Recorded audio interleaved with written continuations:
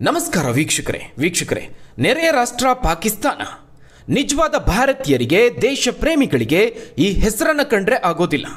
ಅದಕ್ಕೆ ಕಾರಣ ಹಲವು. ಪಾಕಿಸ್ತಾನ ಭಾರತದ ವಿರುದ್ಧವಾಗಿ ಇತಿಹಾಸದುದ್ದಕ್ಕೂ ನಡೆಸಿದ ಕುತಂತ್ರಗಳು ಒಂದಲ್ಲ ಎರಡಲ್ಲ. ಈಗಾಗಲೇ ಪಾಕಿಸ್ತಾನವನ್ನು ಭಾರತ ಹಲವು ಸಂದರ್ಭಗಳಲ್ಲಿ ಹಲವು ವಿಚಾರಗಳಲ್ಲಿ ಕ್ಷಮಿಸಿದೆ. ಗಡಿ ವಿಚಾರದಿಂದ ಹಿಡಿದು ಭಾರತದ ಆಂತರಿಕ ಸಮಸ್ಯೆಯಲ್ಲಿ ಮೂಗು ತೂರಿಸುವವರೆಗೂ ಪಾಕಿಸ್ತಾನ ಹಲವು ಬಾರಿ ಖ್ಯಾತೆ ತೆಗೆದಿದೆ. ಇದಲ್ಲದೆ ಬಹುಮುಖ್ಯವಾಗಿ ಉಗ್ರ ಹುಳುಗಳನ್ನು ಸಾಕೋದು ಪಾಕಿಸ್ತಾನದ ಕೆಲಸ. ಆ ಪಾಪಿಗಳ ಲೋಕದಲ್ಲಿ ಅದೆಷ್ಟೋ ಈ ರೀತಿಯ ಹುಳುಗಳು ಪ್ರತಿನಿತ್ಯ ಜನಿಸ್ತಾ ಇದೆ. ಭಾರತದಲ್ಲಿ ಉಗ್ರ ಚಟುವಟಿಕೆಯನ್ನು ನಡೆಸೋದಕ್ಕೆ, ಕುಮ್ಮಕ್ಕು ನೀಡೋದಕ್ಕೆ ಪ್ರತಿನಿತ್ಯ ಪ್ರಯತ್ನಿಸ್ತಾ ಇದೆ. ಇಂತಹ ಜಿಹಾದಿ ಮನಸ್ಥಿತಿಯ ಉಗ್ರರಿಂದ ಭಾರತವನ್ನು ರಕ್ಷಿಸೋದಕ್ಕೆ ನಮ್ಮ ಹಲವು ಸೈನಿಕರು ಪ್ರಾಣ ತೆತ್ತಿದ್ದಾರೆ. ಇದನ್ನು ಕೇಳಿಯಾದರೂ ಕುತಂತ್ರಿ ಪಾಕಿಸ್ತಾನದ ವಿರುದ್ಧವಾಗಿ ಎಂಥವರಿಗಾದರೂ ಆಕ್ರೋಶ ಮೂಡದೇ ಇರೋದಿಲ್ಲ. ಹೀಗಿದ್ರೂ ಸಹ ನಮ್ಮ ಭಾರತದಲ್ಲೇ ಉಗ್ರರನ್ನ ಸಾಕುವ ಪಾಕಿಸ್ತಾನ ಪರವಾಗಿ ಮಾತನಾಡುವಂತಹ ದೇಶದ್ರೋಹಿಗಳು ಸಹ ನಮ್ಮಲ್ಲಿದ್ದಾರೆ ಅನ್ನೋದು ಬೇಸರದ ಸಂಗತಿ. ವೀಕ್ಷಕರೇ, ಇವತ್ತು ಭಾರತ ಏನಾದರೂ ಪ್ರಬಲ ರಾಷ್ಟ್ರವಾಗಿ ದಾಪುಗಾಲು ಇಡದೇ ಇದ್ದಿದ್ರೆ ಭಾರತದ ಮೇಲೆ ಪಾಕಿಸ್ತಾನದಿಂದ ಬೇರೆ ಬೇರೆ ರೀತಿಯಲ್ಲಿ ಇನ್ನಷ್ಟು ದಾಳಿಗಳಾಗ್ತಾ ಇತ್ತು. ಆದರೆ ಅದನ್ನು ಕಟ್ಟಿ ಹಾಕಿದ್ದು, ಪಾಕಿಸ್ತಾನದ ಆಟಕ್ಕೆ ಬ್ರೇಕ್ ಹಾಕಿದ್ದು ಬೇರಾರೂ ಅಲ್ಲ, ನರೇಂದ್ರ ಮೋದಿ. ನಮ್ಮ ಸೈನ್ಯದ ಆತ್ಮವಿಶ್ವಾಸವನ್ನು ಹೆಚ್ಚಿಸಿದ್ದು ಮಾತ್ರವಲ್ಲದೆ ಉಗ್ರ ಚಟುವಟಿಕೆಯನ್ನು ನಿಯಂತ್ರಿಸೋಕೆ ಇತ್ತೀಚಿನ ದಶಕದಲ್ಲಿ ತೆಗೆದುಕೊಂಡಂತಹ ಕ್ರಮಗಳು ಪ್ರಬಲ ರಾಷ್ಟ್ರವಾಗಿ ಭಾರತ ರೂಪುಗೊಳ್ತಿರೋದಕ್ಕೆ ಪಾಕಿಸ್ತಾನ ಬೆದರಿ ಹೋಗಿದೆ. ವೀಕ್ಷಕರೇ, ಅಷ್ಟು ಮಾತ್ರ ಅಲ್ಲ, ಭಾರತದಲ್ಲಿನ ಪ್ರಗತಿಯನ್ನು ಕಂಡು ಪಾಕಿಸ್ತಾನ ಬೆಚ್ಚಿ ಬಿದ್ದಿದೆ. ಮೋದಿ 3ನೇ ಅವಧಿಗೆ ಅಧಿಕಾರ ಸ್ವೀಕರಿಸೋದಕ್ಕೂ ಮುನ್ನ ಬಾಲ ಬಿಚ್ಚಿದ್ದಂತಹ ಪಾಕಿಸ್ತಾನ 3ನೇ ಅವಧಿಗೆ ಪ್ರಧಾನಿ ಆಗ್ತಿದ್ದ ಹಾಗೆ ಮತ್ತೆ ಮೋದಿ ಕಾಲು ಹಿಡಿಯೋದಕ್ಕೆ ಮುಂದಾಗಿದೆ. ಇದರ ಬೆನ್ನಲ್ಲೇ ಪಾಕಿಸ್ತಾನಕ್ಕೆ ಮತ್ತೊಂದು ಶಾಕ್ ಎದುರಾಗಿದೆ. ಮೋದಿ ವಿಮಾನ ಪಾಕಿಸ್ತಾನಕ್ಕೆ ನುಗ್ಗಿದೆ. ಕೇವಲ ಅಷ್ಟು ಮಾತ್ರ ಅಲ್ಲ, ಈ ಬಗ್ಗೆ ಭಾರತ ಪಾಕಿಸ್ತಾನಕ್ಕೆ ಎಳ್ಳಷ್ಟು ಮಾಹಿತಿಯನ್ನೇ ನೀಡಿಲ್ಲ. ಇದೀಗ ಇದು ಭಾರಿ ಚರ್ಚೆಗೆ ಗ್ರಾಸ ಆಗಿದೆ. ಅಲ್ಲದೆ ಭಾರತದ ಈ ಕೌಂಟರ್ಗೆ ಪಾಕಿಸ್ತಾನ ನಡುಗಿ ಹೋಗಿದೆ. ಹಾಗಾದ್ರೆ ಅಷ್ಟಕ್ಕೂ ಏನಾಯ್ತು? ಉಗ್ರರ ನಾಡಲ್ಲಿ ಭಾರತ ಮತ್ತೊಮ್ಮೆ ಸರ್ಜಿಕಲ್ ಸ್ಟ್ರೈಕ್ ನಡೆಸುತ್ತಾ ಮಾಹಿತಿಯೇ ನೀಡದೆ ವಿಮಾನ ನುಗ್ಗಿಸಿದ್ದು ಅದರ ಮುನ್ಸೂಚನೆನಾ? ಭಾರತ ಜಗತ್ತಿನಲ್ಲೇ ಸದೃಢವಾಗ್ತಿರೋದು ಪಾಕಿಸ್ತಾನಕ್ಕೆ ನಡುಕ ಹುಟ್ಟಿಸ್ತಿರೋದು ಯಾಕೆ? ಮೋದಿ ಕೈಗೊಂಡ ಮಹತ್ವದ ನಿರ್ಧಾರ ಏನು? ಆ ಎಲ್ಲದರ ಬಗ್ಗೆ ಒಂದು ವರದಿ ಇದೆ, ನೋಡೋಣ. ವೀಕ್ಷಕರೇ, ಲೋಕಸಭಾ ಚುನಾವಣೆಯ ಫಲಿತಾಂಶಕ್ಕೂ ಮುನ್ನ ಪಾಕಿಸ್ತಾನ ಬಾಲ ಬಿಚ್ಚೋದಕ್ಕೆ ಶುರು ಮಾಡಿತ್ತು. ಕಳೆದೊಂದು ದಶಕದಲ್ಲಿ ಮೋದಿ ಅಬ್ಬರಕ್ಕೆ ಬೆಚ್ಚಿದ್ದಂತಹ ಪಾಕಿಸ್ತಾನ 3ನೇ ಅವಧಿಗೆ ಮೋದಿ ಪ್ರಧಾನಿ ಆಗೋಲ್ಲ ಅನ್ನುವ ನಿರೀಕ್ಷೆಯನ್ನು ಇಟ್ಕೊಂಡಿತ್ತು. ಆದರೆ ಮೋದಿ ಪ್ರಧಾನಿ ಆಗಿದ್ದು ಪಾಕಿಸ್ತಾನ ಈಗ ಮೋದಿ ಕಾಲು ಹಿಡಿಯೋದಕ್ಕೆ ಮುಂದಾಗಿದೆ. ಪ್ರಧಾನಿಯಾದ 2 ತಿಂಗಳಲ್ಲಿ ಪಾಕಿಸ್ತಾನದಿಂದ ಮೋದಿಗೆ ಆಹ್ವಾನ ಬಂದಿದೆ. ಲೋಕಸಭಾ ಚುನಾವಣೆಯ ಫಲಿತಾಂಶಕ್ಕೂ ಮುಂಚೆ ಪಾಕಿಸ್ತಾನದ ವಿರುದ್ಧವಾಗಿ ಮೋದಿ ಗುಡುಗಿದ್ರು. ಅಲ್ಲದೆ ಇಲ್ಲಿನ ಕಾಂಗ್ರೆಸ್ ಪಕ್ಷಕ್ಕೂ ಎಚ್ಚರಿಕೆಯನ್ನು ನೀಡಿದ್ರು. ಗುಜರಾತ್ನ ಆನಂದ್ನಲ್ಲಿ ಬೃಹತ್ ಸಾರ್ವಜನಿಕ ಸಭೆಯಲ್ಲಿ ಗುಡುಗಿದ್ದಂತಹ ಮೋದಿಯವರು ಇಲ್ಲಿ ಕಾಂಗ್ರೆಸ್ ಸಾಯ್ತಾ ಇದೆ, ಭಾರತದಲ್ಲಿ 2014ಕ್ಕಿಂತ ಹಿಂದೆ ಇದ್ದಂತಹ ದುರ್ಬಲ ಸರ್ಕಾರವೇ ಇರಲಿ ಅಂತ ಪಾಕಿಸ್ತಾನ ಅಳ್ತಾ ಇದೆ ಅಂತ ಪ್ರಧಾನಿ ಮೋದಿ ಮಾತಿನ ಚಾಟಿಯನ್ನು ಬೀಸಿದ್ರು.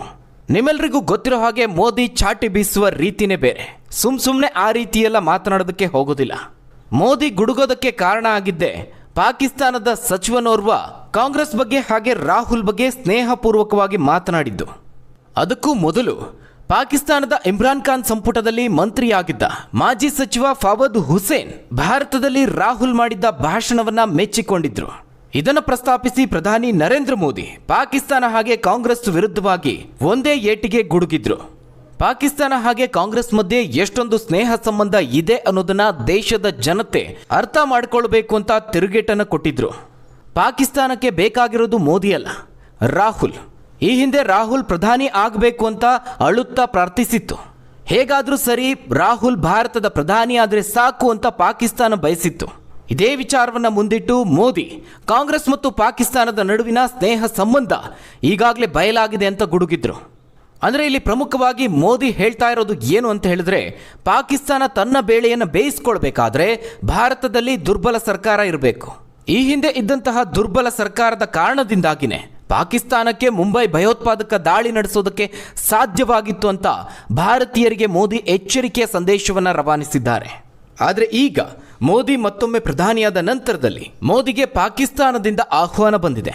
ಮುಂದಿನ ಅಕ್ಟೋಬರ್ ತಿಂಗಳಿನಲ್ಲಿ ಪಾಕಿಸ್ತಾನದಲ್ಲಿ ನಡೆಯಲಿರುವ SCO CHG ಶೃಂಗಸಭೆಗೆ ಭಾರತದ ಪ್ರಧಾನಿ ನರೇಂದ್ರ ಮೋದಿ ಅವರನ್ನು ಆಹ್ವಾನಿಸಲಾಗಿದೆ. ಹೀಗಾಗಿ PM ನೆರೆ ರಾಷ್ಟ್ರಕ್ಕೆ ಹೋಗ್ತಾರಾ ಅನ್ನೋದು ಕುತೂಹಲ ಮೂಡಿಸಿದೆ. ವೀಕ್ಷಕರೇ, ಭಾರತದ ಸೇನೆಯ ಮೇಲೆ ಉಗ್ರರ ದಾಳಿ ನಡೆದಾಗಿನಿಂದ ಭಾರತ ಮತ್ತು ಪಾಕಿಸ್ತಾನದ ನಡುವಿನ ರಾಜತಾಂತ್ರಿಕ ಸಂಬಂಧ ಉತ್ತಮವಾಗಿಲ್ಲ. ಅಷ್ಟೇ ಯಾಕೆ ಭಾರತೀಯ ಕ್ರಿಕೆಟ್ ತಂಡ ಕೂಡ ಪಾಕಿಸ್ತಾನಕ್ಕೆ ಹೋಗ್ತಾ ಇಲ್ಲ. ಆದರೆ ಅಚ್ಚರಿ ಎಂಬಂತೆ ಈಗ ಪಾಕಿಸ್ತಾನ ಭಾರತದ ಪ್ರಧಾನಿಗೆ ಆಹ್ವಾನ ನೀಡಿದೆ. ನಮ್ಮ ದೇಶಕ್ಕೆ ಬನ್ನಿ ಅಂತ ಮೋದಿ ಕಾಲು ಹಿಡಿದಿದೆ. ಅಕ್ಟೋಬರ್ 15-16ಕ್ಕೆ ಈ ಸಭೆಯನ್ನು ಪಾಕಿಸ್ತಾನ ಆಯೋಜಿಸಿರುವಂಥದ್ದು. ಈ ಮೊದಲು ಇದೇ ಸಭೆ ಜುಲೈ ಆರಂಭದಲ್ಲಿ ಕಜಕಿಸ್ತಾನದಲ್ಲಿ ನಡೆದಿತ್ತು. ಆದರೆ ಅದೇ ಸಮಯದಲ್ಲಿ ಭಾರತದಲ್ಲಿ ಸಂಸತ್ತಿನ ಅಧಿವೇಶನ ಇತ್ತು. ಈ ಕಾರಣಕ್ಕಾಗಿ ಮೋದಿ ಸಭೆಗೆ ತೆರಳಿರಲಿಲ್ಲ. ಆದರೆ ಈಗಿನ ಸಭೆಗೂ ಸಹ ಮೋದಿ ಇಸ್ಲಾಮಾಬಾದ್ಗೆ ಪ್ರಯಾಣಿಸುವ ಸಾಧ್ಯತೆ ಕಡಿಮೆ ಅಂತ ಹೇಳಲಾಗ್ತಾ ಇದೆ. ಆದರೆ ಭಾರತದ ದೊಡ್ಡ ಗುಣ ಅಂತ ಹೇಳಿದ್ರೆ, ನೆರೆಯ ರಾಷ್ಟ್ರಗಳು ಈ ರೀತಿಯಾಗಿ ಕುತಂತ್ರವನ್ನು ಮಾಡಿದ್ರೂ ಸದಾ ಕ್ಷಮಿಸುತ್ತೆ. ನೆರೆಯ ರಾಷ್ಟ್ರಗಳ ಜೊತೆಗಿನ ಸಂಬಂಧವನ್ನು ಹಾಳು ಮಾಡಿಕೊಳ್ಳೋದಕ್ಕೆ ಬಯಸೋದಿಲ್ಲ. ಇದಕ್ಕಾಗಿ ಮೋದಿ ಈ ಹಿಂದೆಯೂ ಸಹ ಒಂದು ಪ್ಲಾನ್ ಅನ್ನು ರೂಪಿಸಿದ್ರು. ಈ ರೀತಿಯ ಸಮಾರಂಭದಲ್ಲಿ ಭಾರತವನ್ನು ಪ್ರತಿನಿಧಿಸೋದಕ್ಕೆ ಸಚಿವರನ್ನು ಕಳುಹಿಸಿಕೊಟ್ಟಿದ್ರು. ಅದೇ ರೀತಿಯಾಗಿ ಮುಂಬರುವ ಸಭೆಗೂ ಸಹ ಸಚಿವರನ್ನು ಕಳುಹಿಸಿಕೊಡ್ತಾರಾ ಅನ್ನೋದು ಈಗ ಭಾರೀ ಕುತೂಹಲವನ್ನು ಮೂಡಿಸಿದೆ. ವೀಕ್ಷಕರೇ, ಕಳೆದ ಹಲವು ವರ್ಷಗಳಿಂದ ವಿದೇಶಾಂಗ ಸಚಿವರು ಪಾಕ್ಗೆ ತೆರಳಿಲ್ಲ. ಇದಕ್ಕೆ ಕಾರಣ ಭಾರತ ಮತ್ತು ಪಾಕಿಸ್ತಾನದ ನಡುವಿನ ಸಂಬಂಧಗಳು ಹದಗೆಟ್ಟಿರೋದು. 2015ರಲ್ಲಿ ಸುಷ್ಮಾ ಸ್ವರಾಜ್ ಅವರು ಪಾಕಿಸ್ತಾನಕ್ಕೆ ಭೇಟಿ ನೀಡಿದ್ರು. ಅದೇ ಕೊನೆಯ ಭಾರತೀಯ ವಿದೇಶಾಂಗ ಸಚಿವರ ಭೇಟಿಯಾಗಿದೆ. ಅದಾದ ನಂತರದಲ್ಲಿ ಯಾವ ವಿದೇಶಾಂಗ ಸಚಿವರು ಪಾಕಿಸ್ತಾನಕ್ಕೆ ಕಾಲಿಟ್ಟಿಲ್ಲ. ಇನ್ನು ಸಾಮಾನ್ಯವಾಗಿ ಈ ರೀತಿಯ ಸಭೆಗಳಲ್ಲಿ ಭಾರತವನ್ನು ಪ್ರತಿನಿಧಿಸೋದಕ್ಕೆ ಮಂತ್ರಿಯನ್ನು ನಾಮನಿರ್ದೇಶನ ಮಾಡೋದು ಅಭ್ಯಾಸ. ಕಳೆದ ವರ್ಷ ಬಿಷ್ಕೆಕ್ನಲ್ಲಿ ಈ ಒಂದು CHG ಸಭೆ ನಡೆದಿತ್ತು. ಆಗ ವಿದೇಶಾಂಗ ಸಚಿವರಾದ S ಜೈಶಂಕರ್ ಅವರು ಅದರಲ್ಲಿ ಭಾಗವಹಿಸಿದ್ರು. ಹೀಗಾಗಿ ಈಗ ಭಾರತ ಏನು ಮಾಡುತ್ತೆ ಅನ್ನೋದು ಸಾಕಷ್ಟು ಕುತೂಹಲ ಮೂಡಿಸಿದೆ. ಹೀಗಿರುವಂತಹ ಸಂದರ್ಭದಲ್ಲೇ ನರೇಂದ್ರ ಮೋದಿಯವರು ಭಾರತಕ್ಕೆ ಮರಳುವಂತಹ ಸಂದರ್ಭದಲ್ಲಿ ಮೋದಿಯವರ ವಿಮಾನದ ಹಾರಾಟದಲ್ಲಿ ಆದಂತಹ ಘಟನೆಯಿಂದ ಪಾಕಿಸ್ತಾನಕ್ಕೆ ಆಘಾತ ಎದುರಾಗಿದೆ. ವೀಕ್ಷಕರೇ, ನಿಮ್ಮೆಲ್ಲರಿಗೂ ಗೊತ್ತಿರುವಂತೆ ಪ್ರಧಾನಿ ನರೇಂದ್ರ ಮೋದಿಯವರು ಉಕ್ರೇನ್ಗೆ ಭೇಟಿ ನೀಡಿದ್ರು. ಉಕ್ರೇನ್ ಅಧ್ಯಕ್ಷರ ಆಹ್ವಾನದ ಮೇರೆಗೆ ಯುದ್ಧ ಪೀಡಿತ ಪ್ರದೇಶಗಳಿಗೆ ಮೋದಿಯವರು ಭೇಟಿ ನೀಡಿದ್ರು.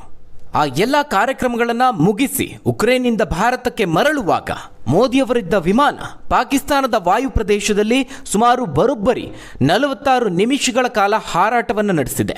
ಇದು ಈಗ ಭಾರೀ ಚರ್ಚೆ ಆಗ್ತಿರುವಂಥದ್ದು.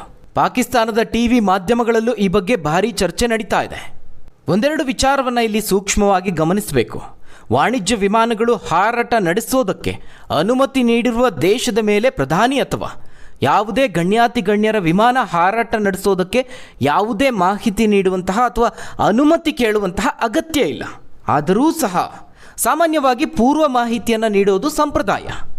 ಆದರೆ ಉಕ್ರೇನ್ನಿಂದ ಸ್ವದೇಶಕ್ಕೆ ಮರಳುವಾಗ ಪ್ರಧಾನಿ ಮೋದಿ ಅವರನ್ನು ಹೊತ್ತಂತಹ ವಿಮಾನ ಪಾಕಿಸ್ತಾನಕ್ಕೆ ಯಾವುದೇ ಮಾಹಿತಿಯನ್ನು ನೀಡಿಲ್ಲ. ಅಲ್ಲದೆ ಪಾಕಿಸ್ತಾನದ ಆಗಸದಲ್ಲಿ ಹಾರಿ ಭಾರತಕ್ಕೆ ಬಂದಿದೆ ಅಂತ ಪಾಕಿಸ್ತಾನದ ಪ್ರಮುಖ ದಿನಪತ್ರಿಕೆಗಳಲ್ಲಿ ವರದಿಯಾಗಿದೆ. ಚಿತ್ರಾಲ್ನಲ್ಲಿ ಪಾಕ್ನ ವಾಯುಸೀಮೆಯನ್ನು ಪ್ರವೇಶಿಸಿದಂತಹ ಮೋದಿ ವಿಮಾನ ಇಸ್ಲಾಮಾಬಾದ್ ಮತ್ತು ಲಾಹೋರ್ ಮೇಲೆ ಹಾರಾಟವನ್ನು ನಡೆಸಿ ಅಮೃತಸರದಲ್ಲಿ ಭಾರತವನ್ನು ಪ್ರವೇಶ ಮಾಡಿದೆ. ಈ ಹಿಂದೆಲ್ಲ ಈ ರೀತಿಯ ಘಟನೆಗಳು ನಡೆದಿದ್ರೆ ಪಾಕಿಸ್ತಾನ ಅದಕ್ಕೆ ಬೇರೆಯದೇ ರೀತಿಯಲ್ಲಿ ಪ್ರತಿಕ್ರಿಯೆಯನ್ನು ನೀಡ್ತಾ ಇತ್ತು. ಆದರೆ ಈಗ ಪಾಕಿಸ್ತಾನ ಗಪ್ಚುಪ್ಪಾಗಿದೆ. ಭಾರತದ ಬೆಳವಣಿಗೆ ಕಂಡು ಬೆಚ್ಚಿ ಬಿದ್ದಿದೆ. ಈಗ ಪಾಕಿಸ್ತಾನ ಈ ಬಗ್ಗೆ ಏನು ಹೇಳಿದೆ? ಪ್ರಧಾನಿಯವರ ವಿಮಾನ ಪಾಕ್ನ ಆಗಸದ ಮೇಲೆ ಹಾರಾಡೋದಕ್ಕೆ ಅನುಮತಿ ಪಡೆಯೋ ಅವಶ್ಯಕತೆ ಇಲ್ಲ. ಆದರೆ ಮೊದಲೇ ಮಾಹಿತಿ ನೀಡಿದರೆ ಅವರ ವಿಮಾನಕ್ಕೆ ವಿಶೇಷ ಕೋಡ್ ನೀಡಿ ಅಡೆತಡೆ ಇಲ್ಲದೆ ವಿಮಾನ ಹಾರೋದಕ್ಕೆ ಅನುವು ಮಾಡಿಕೊಡಲಾಗುತ್ತದೆ ಅಂತ ಪಾಕಿಸ್ತಾನದ ಸರ್ಕಾರಿ ಮೂಲ ಹೇಳಿದೆ. ಅಷ್ಟಕ್ಕೂ ಪಾಕಿಸ್ತಾನದ ಮೇಲೆ ಭಾರತದ ವಾಣಿಜ್ಯ ವಿಮಾನಗಳಿಗೆ ಹಾಗೆ ಭಾರತದ ಮೇಲೆ ಪಾಕಿಸ್ತಾನದ ವಾಣಿಜ್ಯ ವಿಮಾನಗಳಿಗೆ ಹಾರಾಟ ನಡೆಸೋದಕ್ಕೆ ಸಂಪೂರ್ಣ ಅನುಮತಿ ಇದೆ. ಆದರೆ ಯುದ್ಧ ವಿಮಾನ ಹಾರಾಟಕ್ಕೆ ಮಾತ್ರ ನಿರ್ಬಂಧ ಇರುವಂಥದ್ದು. ಆದರೆ ಈಗ ಮೋದಿ ವಿಮಾನ ಪಾಕಿಸ್ತಾನಕ್ಕೆ ಯಾವುದೇ ಮಾಹಿತಿ ನೀಡದೆ ಅದರ ವಾಯುಗಡಿಯಲ್ಲಿ ಹಾರಾಡಿರುವಂಥದ್ದು.